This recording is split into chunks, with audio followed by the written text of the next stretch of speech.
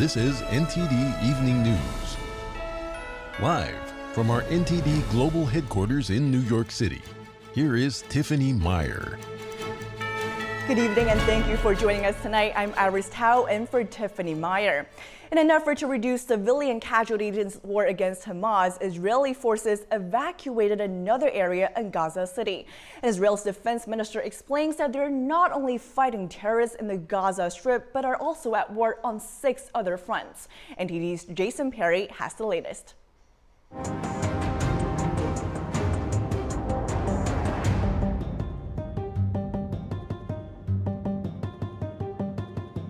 Israel Defense Forces in the Gaza Strip kept a bird's-eye view on this terrorist who tried to set an explosive device next to their tank. He ran away to this building, and the IDF ordered an airstrike on his location. Israel Defense Forces have been taking measures in the Gaza Strip to minimize civilian casualties in its war against Hamas terrorists. They reportedly dropped leaflets on Monday to Palestinians in central Gaza, asking them to evacuate the barrage camp. We left with our clothes on. We have been forced out. On Tuesday, the IDF released a video showing what they found in the evacuated camp, a Hamas terrorist training facility. It had rifles set up at firing positions, along with what appear to be training explosive devices. But it's not just the Gaza Strip Israel is at war with. Israel's Minister of Defense said this on Tuesday. We are in a multi-front war and are coming under attack from 7 different theaters: Gaza, Lebanon, Syria, the West Bank, Iraq, Yemen, and Iran. And he added that Israel has already taken decisive measures. We have already responded and taken action in 6 of these theaters. And I say here in the most explicit way, anyone who acts against us is a potential target. There is no immunity for anyone. All of the areas that Israel's defense minister mentioned have terrorist groups backed by Iran, which has for years vowed to destroy Israel. For one, Iran supports Hamas, which is responsible for the October 7th massacre. It supports the Islamic Jihad in the West Bank, who consistently attack Israeli forces.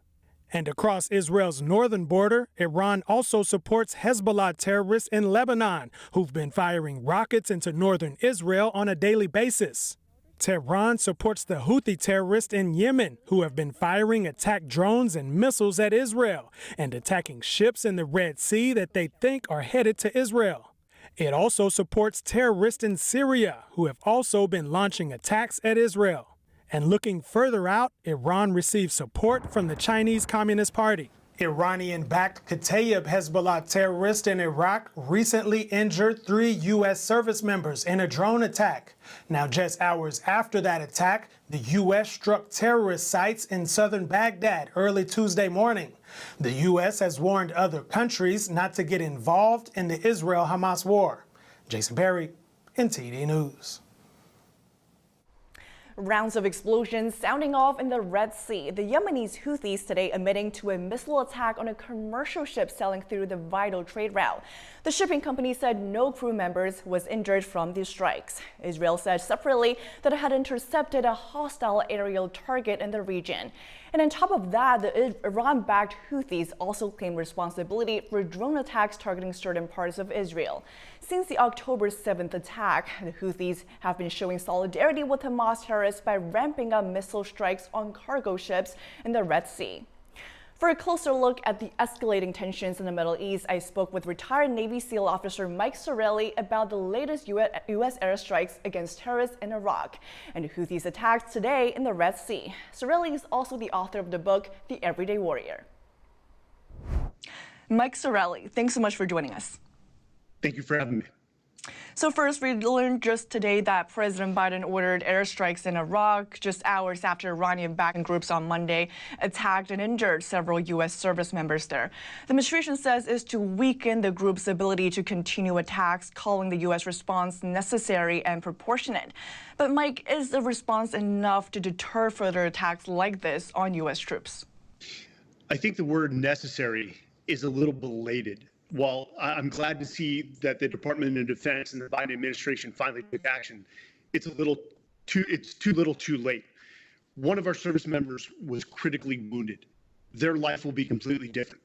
We've been treating, in essence, our troops as cannon fodder for the last 2 months as these small attacks have happened. Will it deter Iran? No. And it goes to the Red Sea with the Houthis right now as well. While they've stood up a multinational task force, they are basically on the defensive. We should, because so many nations are affected by the maritime trade, and this will affect the oil and energy markets, we should strike the Houthi targets now to prevent those attacks from even occurring. We're treating the symptoms on a lot of these things, not the disease, which is Iran. And also happening today, Yemenis Houthis, like you mentioned, claimed responsibility for another missile attack today on the container ship in the Red Sea. Again, of course, came despite U.S. warning. The U.S. apparently also called out Iran for being the back of it. And Houthis has warned that it would attack U.S. warships if the group itself was targeted. How big of a chance is it right now for the U.S. to get into a further regional war, given all that's happening? You know, let me say this. Fear should not guide us. And right now, the fear is that the Israel-Hamas conflict will expand into a broader regional conflict, possibly the entire Middle East. The more you try to stay out of the fray or avoid a conflict, sometimes you make it worse. This is America. If you conduct attacks on American troops or multinational ships in the Red Sea, that requires a response. If not, you're emboldening these aggressive actors in the Middle East. I think you'll find that not only the Gulf Cooperation Council, because it affects the oil and energy market with the maritime trade, but you'll find a lot of nations will finally come to the table and say, you know what, we've got to put Iran back in a box. We've got to take care of the Houthis immediately because of the impacts, again, on the maritime trade, which, to put numbers on it, over $10 billion worth of cargo goes through the Suez Canal on a daily basis. 40% of maritime trade goes through the Red Sea. We can't allow this, not economically. And again, for regional stability, we need to end this as quickly as possible. And I say that from having been at war for most of my adult life in the Middle East. I don't want to send the younger generation, but the longer we allow Iran to basically get away with these attacks, the more we're incentivizing their behaviors, and you'll see more of it. And lastly, before I let you go here, Iran is warning Israel that it will, quote, pay the price after Israel allegedly, according to Iran, killed a top Iranian general in an airstrike in Syria. So a top Israeli official is in Washington today meeting with top Biden administration officials. What should the U.S. tell Israel right now as it's facing threats increasingly from the regional players in the Middle East? Israel is in a very difficult situation. Now, their actions after October 7th are morally justified. They've lost the information campaign on this. For whatever reason, we've seen anti-Semitism at a high, pro-Palestinian demonstrations in the United States. But what other recourse does Israel have other than to defend their land, their people? So these strikes on Iranian generals that are in Iran owns the proxy wars. They've written the book on it. They have no other recourse. So they need to stay the course. And quite frankly, the U.S. needs to back them. Mike Sorelli, thanks so much for joining us. Yes, ma'am. Thank you. Now turning our attention to the Russian-Ukraine war. Ukraine today reporting a major victory in the Black Sea, saying they severely damaged a Russian warship. This is such a powerful event for us. In fact, we destroyed both the ship and the occupiers through well-coordinated actions. Ukraine says it launched an airstrike against a port in Crimea over Tuesday night. Footage appears to show the moment of the explosion. NTD cannot independently verify the video. The Russian warship is a large landing ship designed for amphibious operations. It can carry tanks and armored vehicles. Russians said at least one person died in the attack. It's not exactly clear how badly the ship was damaged, but Ukraine says it will be hard for it to re-enter service. Ukrainian officials added that it was likely that other vessels nearby and the port's infrastructure were affected as well. Ukrainian President Volodymyr Zelensky has congratulated the military for the attack. Russia, meanwhile, confirming that Ukrainian airstrikes damaged the ship, but without saying how badly. This could hinder any Russian attempts to seize more Ukrainian territory along the Black Sea coast. Over the past several months, Ukrainian forces have conducted attacks around Crimea, mostly with sea drones. A winter storm is sweeping the plains in upper Midwest, bringing heavy snow, freezing rain, and strong winds. Authorities say the icy conditions are making post-holiday travel dangerous. NTD's Christina Corona has more on the weather update. According to the National Weather Service, Tuesday's forecast will generate gusts of wind 50 to 60 miles per hour, with isolated gusts up to 75 miles per hour that may topple trees and power lines, causing blizzard conditions. The National Weather Service on Tuesday issued winter storm and blizzard warnings for 6 states: Alaska, Colorado, Kansas, Nebraska, South Dakota, and Wyoming. Snow fell at a rate of 1 inch per hour across portions of northeast Colorado, western South Dakota, western Nebraska, and northwest Kansas on Tuesday, the Weather Service said. In addition, strong winds gusting upwards of 55 miles per hour will lead to blizzard conditions. The combination of heavy snow rates and whiteout conditions will make travel difficult to impossible. Residents are cautioned to avoid travel, but if they must be on the road, to bring survival kits and stay in their vehicles in case they get stranded. In the last 2 days, Douglas Pass, Colorado has accumulated 13 inches of snow. Lander, Wyoming received 11.4 inches. Columbus, Nebraska saw 8 inches, and the Denver metro area experienced snowfall ranging from 1 to 3 inches. The blizzard warning is in effect until 5 a.m. local time on Wednesday, impacting nearly 600,000 people across 5 states, with South Dakota and Nebraska being the most affected. Christina Corona, NTD News. False emergency calls, also known as swatting, at the homes of 2 lawmakers. Both Republicans, one from New York and one from Georgia. NTD's Melina Weiskup has the story.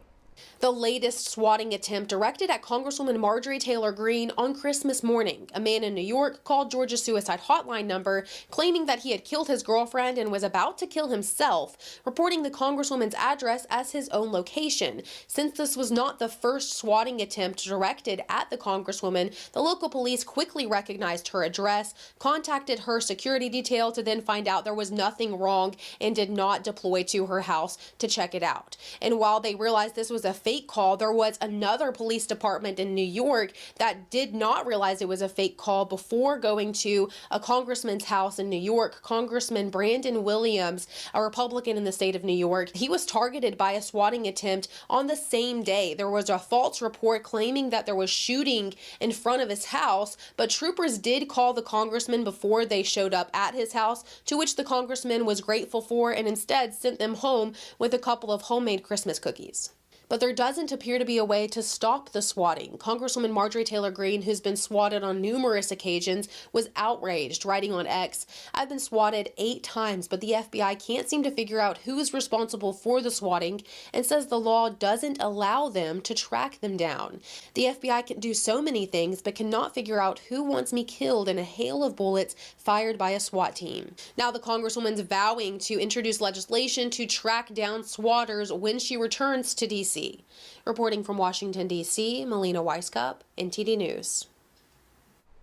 Major twists in the 2020 presidential race could come in January.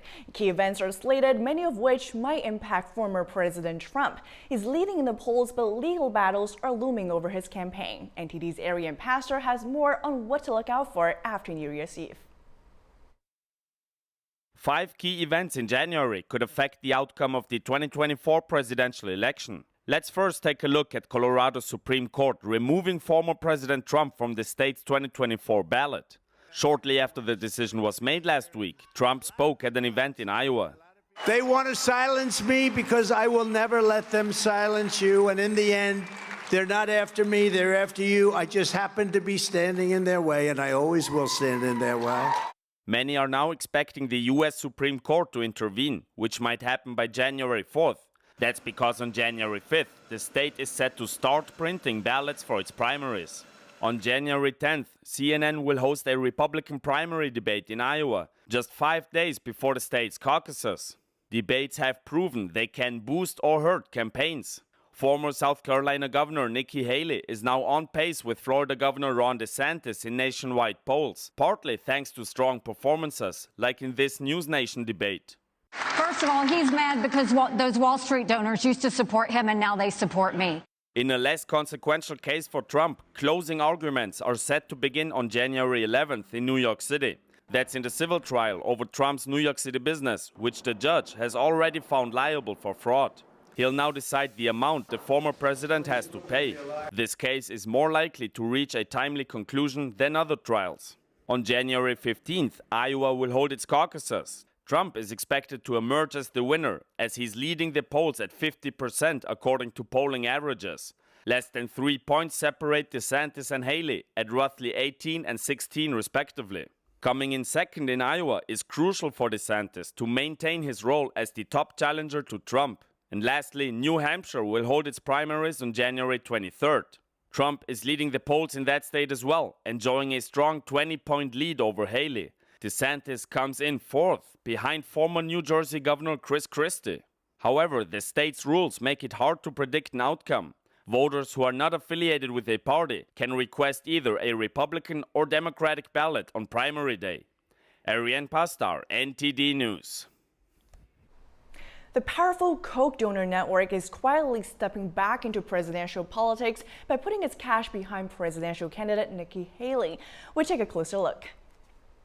The powerful Coke donor network, a complex web of organizations, is silently stepping back into presidential politics by donating $4 million to presidential candidate Nikki Haley's campaign. Bloomberg reports it may spend $70 million to help her. The Coke network used to be a powerful political force, spending millions upon millions on conservative, libertarian agendas. It heavily influenced Republican politics and intimidated Democrats. The network has influenced both state and federal elections. It spent heavily to lower taxes, reduce the size of government, and fight President Obama's Affordable Care Act. But it took a step back during the Trump administration because of internal divisions over the former president. The network was founded by billionaire brothers Charles and David Koch, businessmen who made their fortune running Koch Industries, which sells nearly everything from building materials and fertilizer to cleaning products and fuel. Americans for Prosperity is a key organization in the Coke donor network. The chief executive of Americans for Prosperity, Emily Seidel, told the Wall Street Journal the Coke network's mission hasn't been affected by Trump. She says it prioritizes policies and praises Nikki Haley's ability to lead the nation forward. Welcome back. Starting January 1st, several states are set to boost the paychecks of minimum wage workers, providing them with increased earnings. NTD's Christina Corona tells us which states will soon pay more.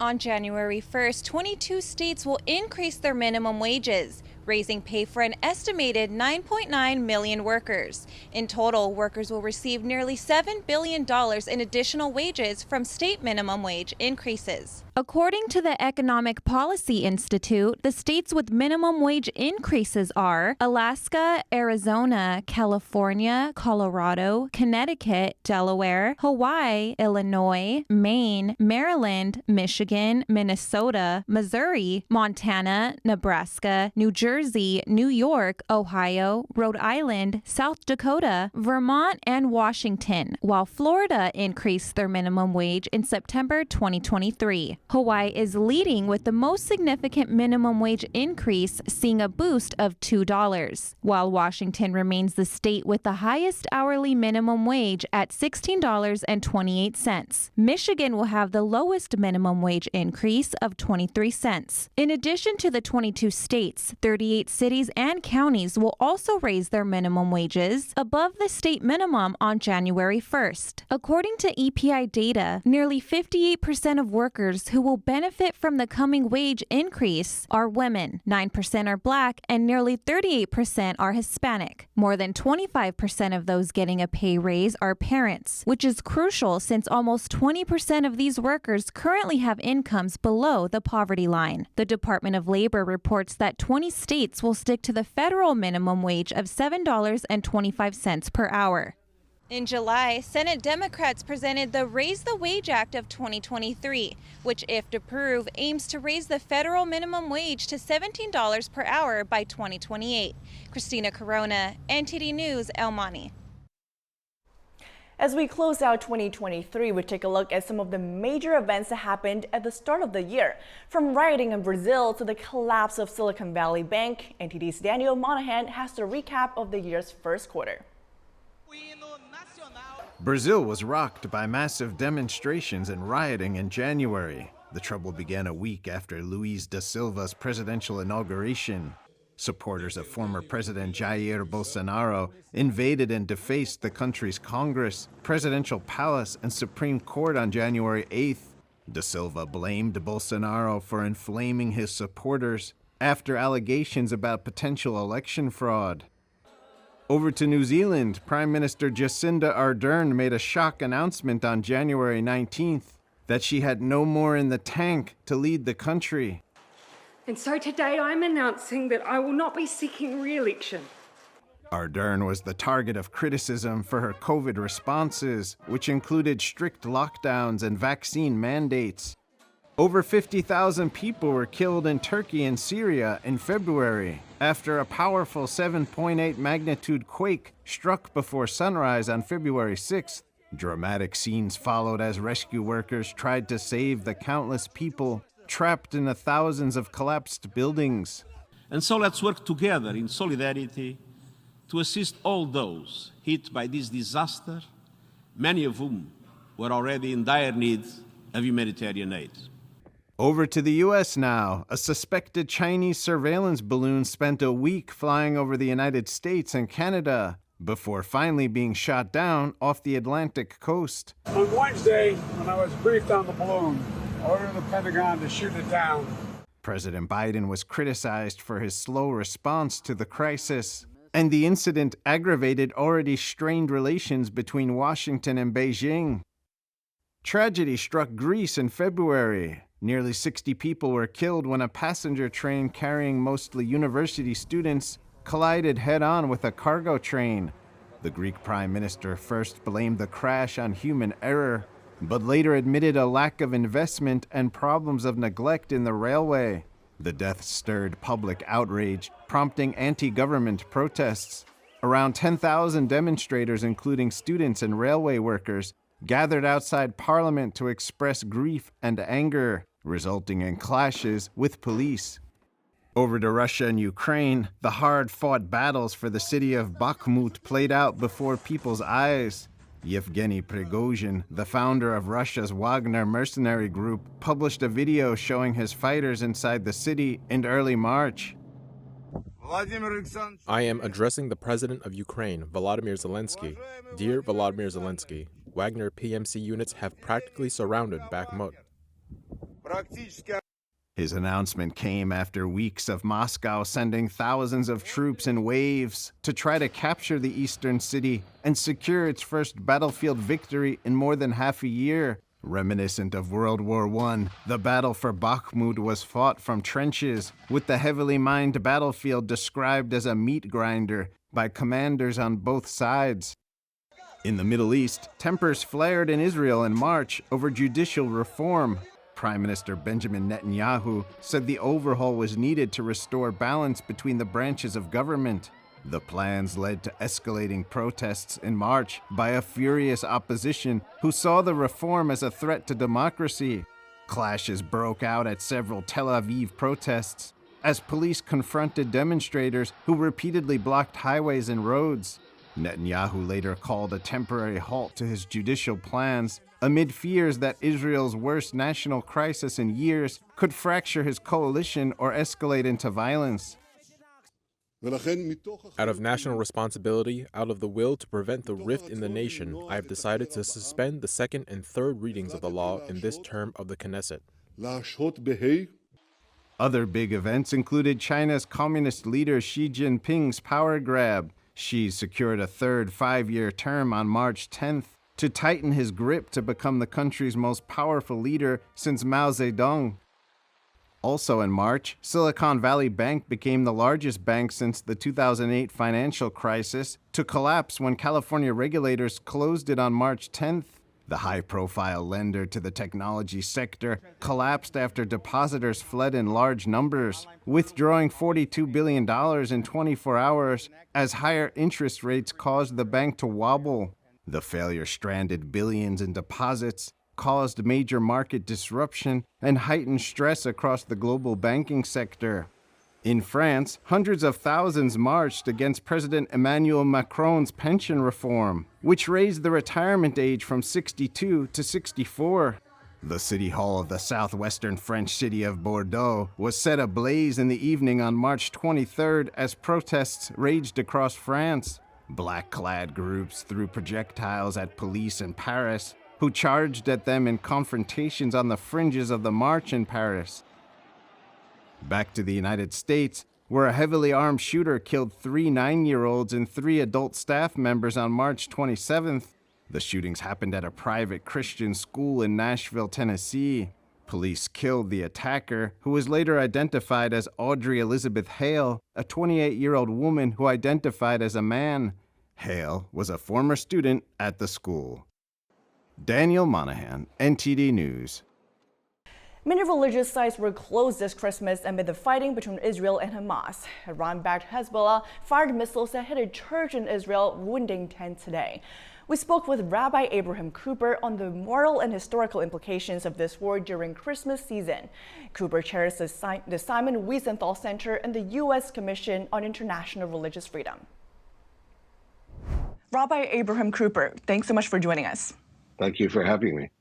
First, it's the day after Christmas, and we're hearing news that an anti-tank missile from Lebanon by Hezbollah has struck a church in northern Israel. The IDF is calling it not only a violation of UN resolution, but also of the freedom of worship. Tell us about how the freedom of faith and religion has been impacted in the Israel-Hamas war as we're in this week celebrating Christmas.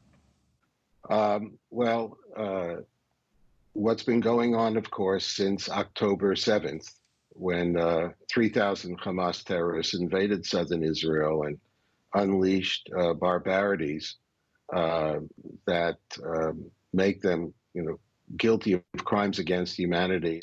The latest incident you refer to, Hezbollah basically controls southern Lebanon. Of course, they are the proxies for Iran, extremely well trained. With missiles that are much more dangerous than Hamas has. And I think the only reason there hasn't been a full-grown war in that part of the Holy Land is because the U.S. Sixth Fleet is there in the Eastern Mediterranean. But it could break out at any time. If we talk about the freedom of religion in the Holy Land, I saw the latest statistic that the number of Christians who live in Israel has been growing, when that's against the trend in almost, I think, every other major country in the Middle East. And I think that bodes well for the fact that people who are citizens of Israel, living in democracy, their rights for religious freedom, and for pilgrims who come, protected by the state of Israel. Those areas that are controlled by the Palestinian Authority, that includes the tomb of Joseph and the tomb of Joshua. There have been desecrations, violence. Unfortunately, they violated all of the agreements that they signed on to. To hear that a house of worship, of any worship, would be the target of Hezbollah or a Hamas missile is obviously deeply disturbing. And of course, when we talk about freedom of religion, we also take a look and see how terrorists in general, but also and especially in Gaza, have been storing their munitions, their missiles in houses of worship, in mosques. The tiny Christian community there has suffered because of exchange of fire between Israelis and Hamas. It seems that this year, Christmas Eve in Bethlehem was basically canceled, primarily, I think, for political reasons, by the Palestinian Authority. But if you have to take a look and see who's ultimately responsible for what's going on in this holy season for Christians, it comes right back to Hamas, Hezbollah, and Iran. Israeli Prime Minister Benjamin Netanyahu, in his Christmas message to Christians around the world, compared the ongoing war to a battle of civilization against barbarism. We know that Israel has also been facing criticism for its missiles landing on some religious sites in Gaza. Do you think that there should be a distinction made when people talk about such things?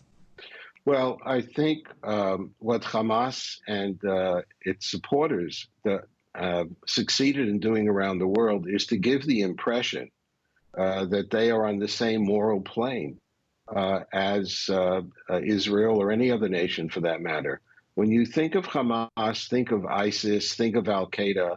These are people who will lie, cheat, and steal. And of course, over the course of the years in previous battles between Hamas and Israel, it was always a hands-off policy when it came to mosques.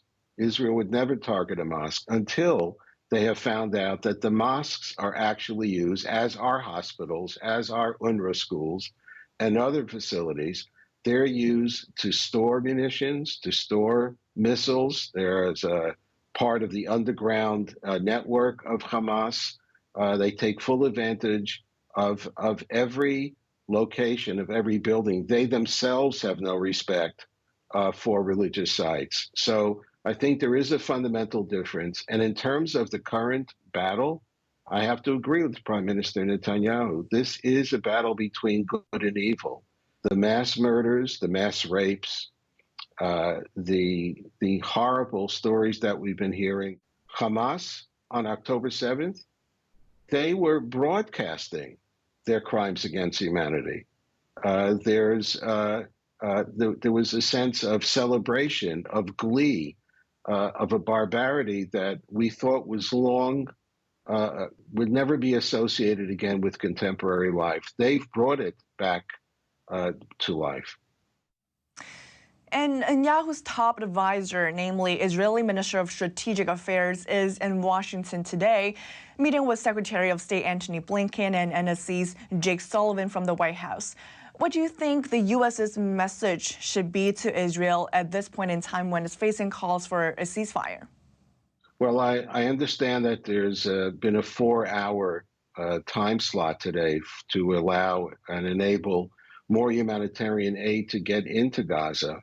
Part of the problem is, however, as we've seen from eyewitness accounts and even some footage, is that until now, the vast majority of that aid, including and especially the fuel, but also the food, has been immediately hijacked by Hamas fighters as soon as the stuff lands up in Gaza, which has left the civilians to fend for themselves, and there's not enough food to go around. And of course, easy enough, just go ahead and blame the Israelis. So I think that the main message from the president and the Secretary of State is they know that this is different. What Hamas did is not a military attack on military targets. This was an onslaught against literally infants, toddlers, children, young women, elderly Holocaust survivors, entire families mass murdered. There can be no Israeli government that would be able to sustain itself if it told its citizens it was going to walk away from its commitment to deal with getting rid of Hamas. And I think the United States is trying to bridge the gap between supporting Israel's right to go after, if you will, the Al-Qaeda of that area, while at the same time trying to minimize the civilian difficulties and terrible problems that the civilian population in Gaza is facing. And let's just remember one thing. It would have been a nice Christmas in the Holy Land if Gaza had simply laid down its arms and walked away from this. They're fighting to the last man, but they're also throwing their own fellow Palestinian citizens, including kids, and using them as human shields and cannon fodder, along with the hostages that they've taken from Israel. It's a very tough situation. The United States is trying to support an ally in its military goal to get rid of terrorists. but also see to it to try to help, I guess, if you might say, during this holy season, to try to help as much as possible innocents who are who are in the middle of this very, very difficult situation. Rabbi Abraham Cooper, thanks so much for joining us, and Happy New Year to you. Happy New Year. Thanks for having me. Good to see you. Welcome back, and now for your sports news, we're joined by NTD's Dave Martin.